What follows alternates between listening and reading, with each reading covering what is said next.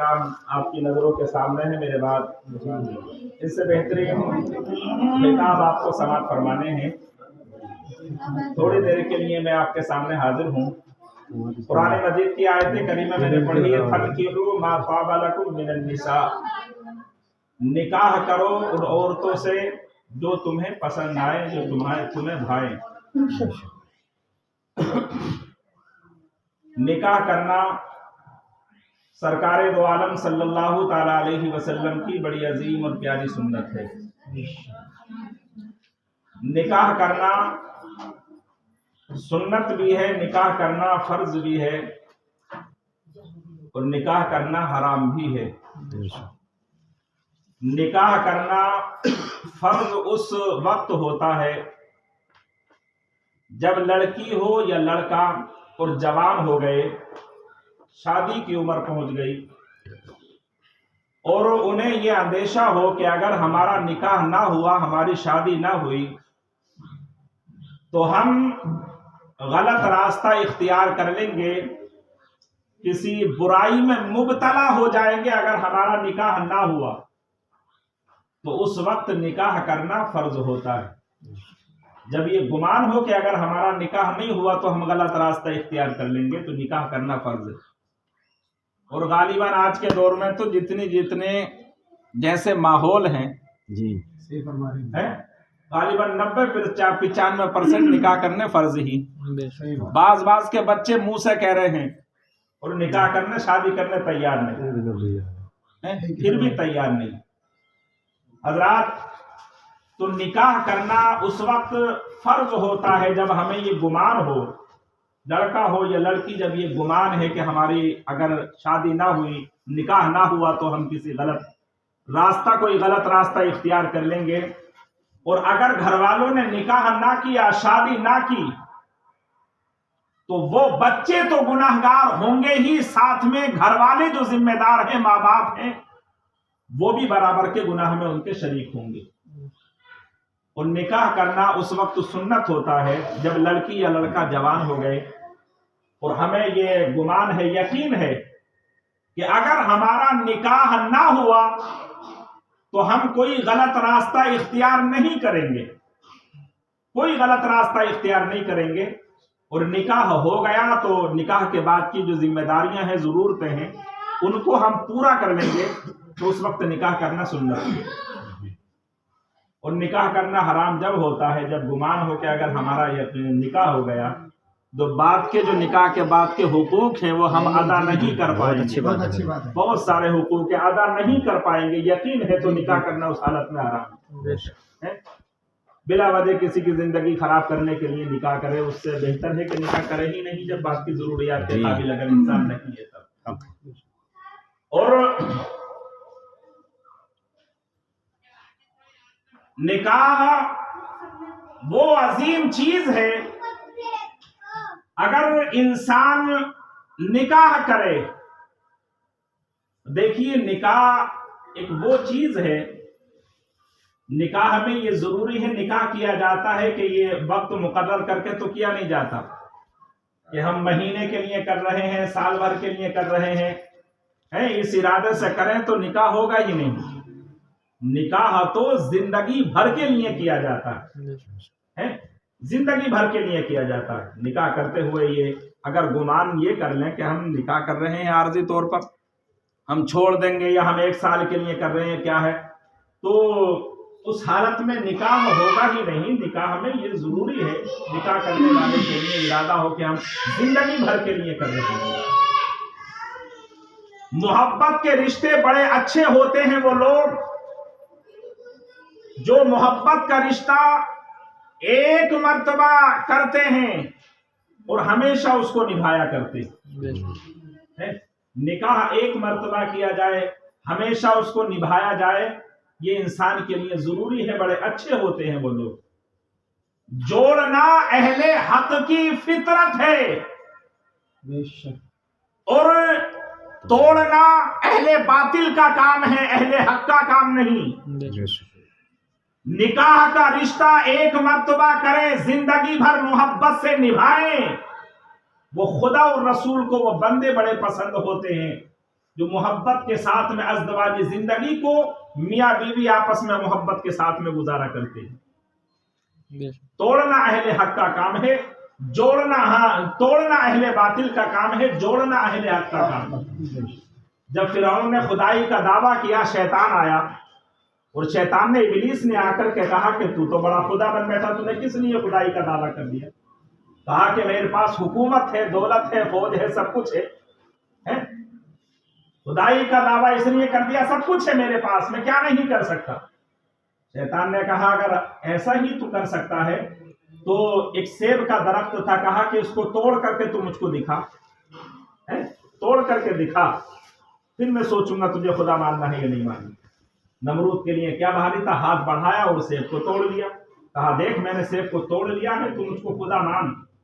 شیطان نے کہا نہیں، توڑ تو نے لیا ہے، میں تجھے خدا مان لوں گا. جہاں سے توڑا ہے دوبارہ اسی جگہ پر اس کو جوڑ کر کے دکھا، جوڑ کر کے اسی جگہ پر دکھا. فرعون لاجواب ہو گیا، کہا توڑ تو میں سکتا ہوں مگر دوبارہ سے اس جگہ پر اس کو جوڑنا میرا کام نہیں.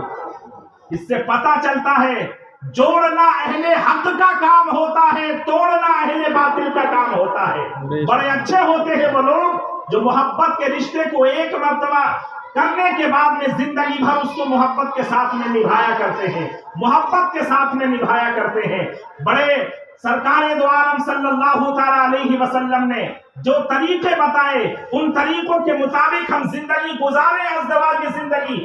آپس میں بہت سارے طریقے ایسے ہوتے ہیں ازدواجی زندگی میں، میاں بیوی کی زندگی میں ان اگر اصولوں پر عمل کیا جائے تو انشاءاللہ تبارک و تعالی محبت بڑھے گی، محبت بڑھے گی. پہلی چیز تو ہوتی ہے بھروسہ، اطمینان ہے.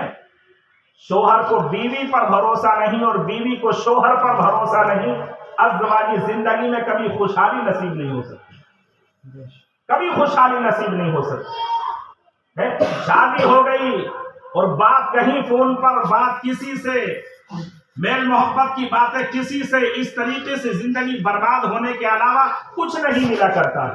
پہلی چیز تو یہ ہے کہ محبت کے ساتھ میں آپس میں ایک دوسرے پر بھروسہ ہونا چاہیے اور ایسی زندگی گزارے، بیوی ایسی زندگی گزارے، ایسے اصول قائم کرے کہ شوہر پر اس کا بھروسہ ہونا ہی چاہیے اور شوہر بھی ایسی زندگی گزارے، اس کے ساتھ میں ایسے پیش آئے کہ اس کے بھروسے کو جیت لے. انشاءاللہ تبارک و تعالی زندگی بھر خوشحالیاں اور برکتیں رشتے میں نصیب ہوں، انشاءاللہ زندگی بھر نصیب ہوں. اور دوسری چیز ہوتی ہے، میں یہ چند باتیں بتا کر بعد میں آپ کو بہت سارے خطاب سماعت فرمانے ہیں، اپنی بات کو ختم کروں. دوسری چیز ہوتی ہے، دیکھیے ہم جب کسی سے ملنے جاتے ہیں، آپ ہیں بہت سارے ہمارے نوجوان بھائی بیٹھے ہوئے ہیں، جب کسی سے ملنا جاتے ہیں تو کتنے انداز میں، کتنے بہترین انداز میں جاتے ہیں. کسی دوست سے ملنا ہو، کسی رشتہ داری میں جانا ہو، کسی دوست کی شادی میں جانا ہو، کپڑے بھی اچھے پہنیں گے، غلط تو نہیں کہہ رہا ہوں، کپڑے بھی اچھے پہنیں گے، سرما بھی لگائیں گے، خوشبو بھی لگائیں گے، بالوں کو بھی اچھی طریقے سے سنوار کر کے جائیں گے، سج دھج کر کے جائیں گے. دوستوں کی محفل میں، دوستوں کی شادیوں میں کہیں جانا چاہیے، میں اس کو منع نہیں کر رہا ہوں، مگر آپ جس کے لیے سج دھج کر کے جا رہے ہیں، ہو سکتا ہے آپ اس کو اچھے نہ لگتے ہو. جو زندگی بھر آپ کے نکاح میں بن کر کے آئی ہے، اس کے سامنے جائیں تو آپ کتنے اچھے ہو کر کے رہنا چاہیے. بعض کا اصول کیا ہوتا ہے، آپ نے دیکھا ہوگا، آئے کبھی بنیان میں سے بدبو آ رہی ہے، بال بکھرے ہوئے ہیں اس میں سے سڑان آ رہی ہے، منہ میں سے بدبو آ رہی ہے، گٹکا کھا کے، پان کھا کے، الٹے سیدھے ایسے کام کر کے کہ بدن میں سے بدبو، بالوں میں سے بدبو، لباس میں سے بدبو، منہ میں سے بدبو آ رہی ہے. بیوی پاس بلانے کے لیے تیار نہیں، پاس میں کھڑی ہونے کے لیے تیار نہیں. آپ دوست کی محفل میں 10-20 منٹ کے لیے جا رہے ہیں، ملاقات کے لیے گھنٹے 2 گھنٹے کے لیے جا رہے ہیں، سج دھج کر کے جا رہے ہیں. جس نے ساری زندگی آپ کو سونپ دی ہے اس کے سامنے آپ اتنی اچھی طریقے سے رہنا چاہیے کہ زندگی تمام آپ اس کو اچھے لگنے چاہیے. عورت کی یہ فطرت ہوتی ہے، عورت کی. عورت یہ چاہتی ہے کہ میرا شوہر میرے گھر میں سب سے بہتر رہے، سب سے اچھا لگنا چاہیے. یہ عورت کی فطرت ہوتی ہے. آپ اچھے لگنے چاہیے، اور خوشبو جتنا آپ یاری دوستی میں خرچ کرتے ہیں، گھر پر خرچ کریں، اپنے آپ پر خرچ کریں، انشاءاللہ تعالی محبت بڑھے گی. بدبو سے نفرت پیدا ہوتی ہے، خوشبو سے محبت پیدا ہوتی ہے، یہ آپ بخوبی جانتے ہیں. اچھی طریقے سے گھر میں رہیں. آپ اس انداز میں رہیں گے، کپڑے گندے، آپ گندے، بال گندے، منہ میں سے بدبو.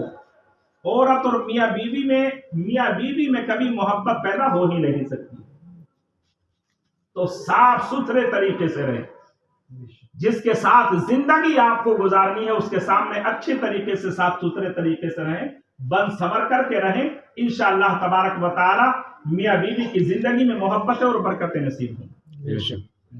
تیسری چیز ہوتی ہے اپنی بیوی کے سامنے، بیوی شوہر کے سامنے یا شوہر بیوی کے سامنے کسی دوسری عورت کی تعریف نہ کرے. شریعت بھی اس کی اجازت نہیں دیتی. شوہر تعریف کرنے لگے، اس کی بیوی ایسی ہے، اس کی بیوی اتنا اچھا پہنتی ہے، اس کی بیوی تو اتنی بہترین لگتی ہے، اس کی بیوی تو اتنا اچھا کھانا پکاتی ہے، اس کے گھر کی عورتوں کا کھانا پکایا ہوا بڑا اچھا لگتا ہے. بیوی کے سامنے تعریف کرنے لگے. عورت کی یہ بھی فطرت ہوتی ہے، کسی کی بھی بیوی اپنے شوہر کی زبان سے کسی دوسری عورت کی تعریف سننا پسند نہیں کرتی. کبھی سننا پسند نہیں کرتی. دوسری عورت کی تعریف سننا عورت اپنی شوہر کی زبان سے کبھی پسند ہی نہیں کرتی. شوہر کی ذمہ داری ہے بیوی کے سامنے اس کے کاموں کی تعریف کرنا، اس کے پہننے کی تعریف کرنا، اس کے کھانے کی تعریف کرنا. شریعت بھی اجازت دیتی ہے، تعریف کیا کریں تاکہ انشاءاللہ تبارک و تعالی آپس میں محبت پیدا ہو. اس کے سامنے دوسری عورتوں کی اگر تعریف کریں گے تو کبھی محبت پیدا نہیں ہو سکتی. ارے بیوی ہے، اگر کسی کی بیوی ہے کسی کے شوہر کی تعریف کرنے لگے تو ہم کو بھی برا لگے گا کہ نہیں لگے گا؟ جو چیز آپ کو بری لگ رہی ہے وہ کسی دوسرے کو بھی تو بری لگ سکتی ہے. جو چیز شوہر کو بری لگ رہی ہے وہ عورت کو بھی تو بری لگ رہی ہے. پہلی چیز اطمینان، دوسری چیز صاف ستھرے طریقے سے رہنا، اور تیسری چیز اپنی بیوی کے سامنے کسی دوسرے کی عورت کی تعریف نہ کرنا.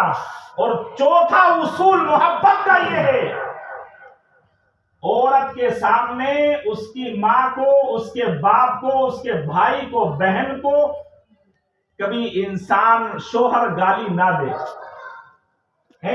کوئی بھی عورت، کسی کی بھی بیوی اپنے ماں باپ کی، اپنی بھائی بہنوں کی برائی کرنا، ان کو گالی ان کے لیے سننا کبھی پسند نہیں کر سکتی.